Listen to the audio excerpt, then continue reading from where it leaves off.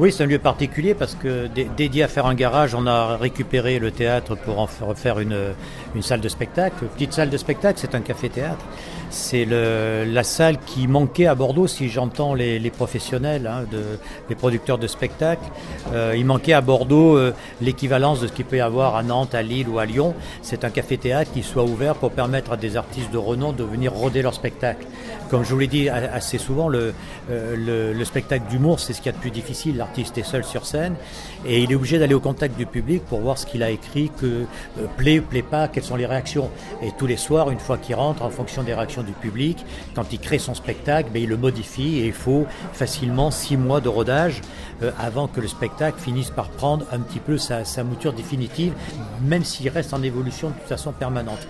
Donc un lieu comme la Nouvelle Comédie Galien va permettre à par exemple Alban Ivanov ou à Stéphane Guyon de venir devant un vrai public, c'est pas des invités, c'est un vrai public qui paye, tester, voir, garder des bonnes choses, en enlever d'autres, modifier certaines choses. L'importance du théâtre est là et également de mettre une scène à la disposition des jeunes artistes qui veulent s'essayer au spectacle pour voir un petit peu comment ça se passe. On est ouvert de l'artiste débutant à l'artiste très confirmé. Ah ben oui, pour faire ce style de choses, il faut que ce soit des salles de 150 places, dire maximum. Nous, on a 130 places, donc c'est l'outil parfait. En plus, situé idéalement en plein centre-ville de Bordeaux, à proximité de tout un tas de lieux, restauration, hôtels et autres. Donc les artistes ont plaisir à venir ici. Et, vous savez, les salles de centre-ville se font rares. Les grandes salles de centre-ville ont disparu et il ne reste plus maintenant que les cafés-théâtres pour pouvoir accueillir des artistes en centre-ville et ils adorent ça, bien sûr. Mais généralement, quand on a fait le rodage de Jamel Debbouze, personne savait, c'est-à-dire qu'on n'a fait aucune communication presse sur la venue de Jamel en décembre dernier au Théâtre Victoire. Et la salle était pleine. Ils ont acheté juste sur Internet et je dirais que c'est les vrais fans qui savent que l'artiste va être là. Donc ils y vont et c'est un vrai public.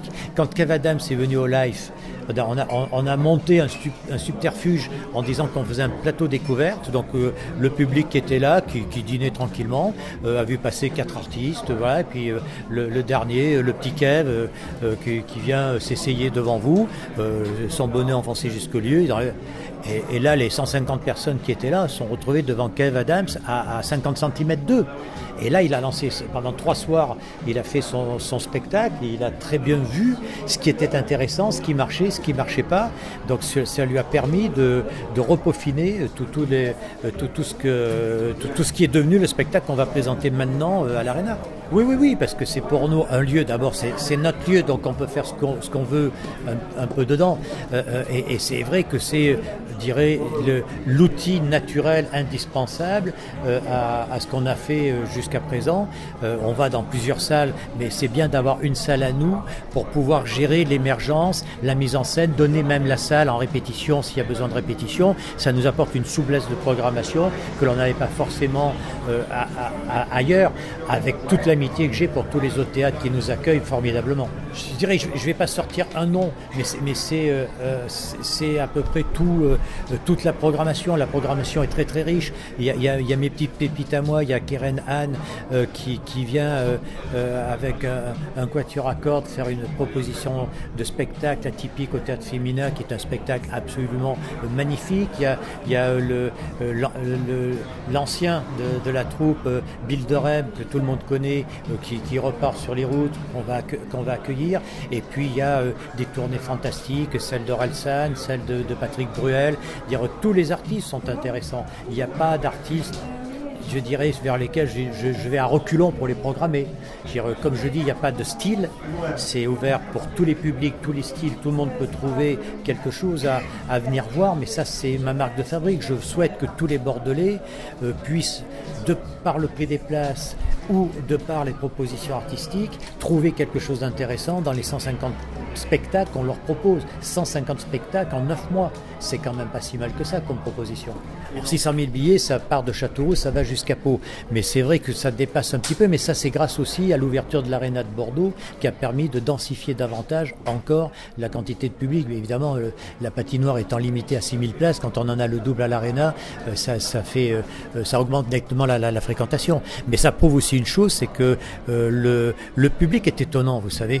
Le public achète un an à l'avance des places de spectacle. Personnellement, on est en avance, je ne sais pas où je serai le 22 mai 19. Mais on a vendu en une journée 500 places pour Patrick Bruel. Voilà, donc le public est étonnant. Il y a un attachement au spectacle vivant sur toutes ses formes, sur tous ses styles.